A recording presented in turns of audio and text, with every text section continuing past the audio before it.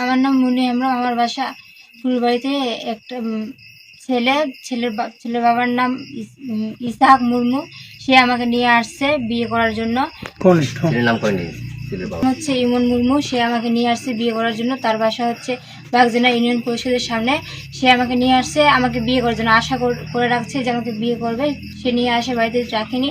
সে অন্য জায়গায় এখানে ওখানে নিয়ে গিয়ে আমার সাথে থাকছে, শারীরিক সম্পর্ক সব করছে। করার পরে ওর মা ওরা সবাই গিয়ে পাঁচবি থেকে ওর নানি বাসা ওখানে নিয়ে রাখছিল। ওখানে গিয়ে ওখান থেকে নিয়ে আসছে আমাকে। নিয়ে আসার পরে ওরা আমার বোনের বাসায় নিয়ে গেছে, চালাকি করে নিয়ে গেছে। নিয়ে যাওয়ার পরে ওখান থেকে রাত 11টা-12টার দিকে ওখানে নিয়ে রাখছে, ওখানে নিয়ে গেছে। নিয়ে যাওয়ার পরে ওরা রাখে আইছে, আমার কাউকে বলিনি, ওরা রাখে আসার পরে আমার বোন আবার সকালে নিয়ে আসছে। নিয়ে আসার পরে এখানে এদের বাসায়, ইমনের বাসায় নিয়ে আসছে। ওখানে ছেলে থাকার পরে ওর মা ওরা চালাকি করে বাইরে বের করালো।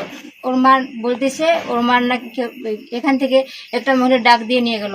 ওরা বলতেছে ওর মায়ের নাকি অসুখ, তার জন্য ওকে বের করে নিয়ে গেল। নিয়ে যাওয়ার পরে সেখান থেকে ও গায়েব, ও আর নাই।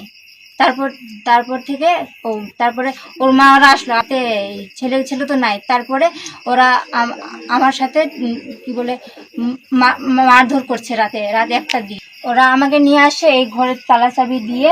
ওরা মা ছিল কই যে পালাই গেছে, আমার কেউ জানে না।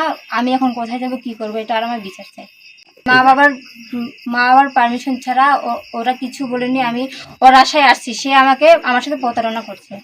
রেণুকা মার্ডি আর মেরি টুডু, এরা আমাকে চালাকি করে আমার বোনের বাসায় নিয়ে গেছে। মানে ওরা বলছে যে আমাকে ওর সাথে বিয়ে দিবে। তারপরে আমার বোন এখানে নিয়ে আসার পরে ওরা এখন ছেলেকে আর ছেলের মাকে এখান থেকে লুকায় রাখছে, দিয়ে পাঠাইছে। ওই দিয়ে মেয়েটাকে আশা করে নিয়ে আসলো। নিয়ে আসে এখন আশা দিল, অনেকটা আশা দিল, ছেলেও আশা দিল। জাল দিয়ে মেয়েটাকে রাখে, ওরা পালাই গেছে।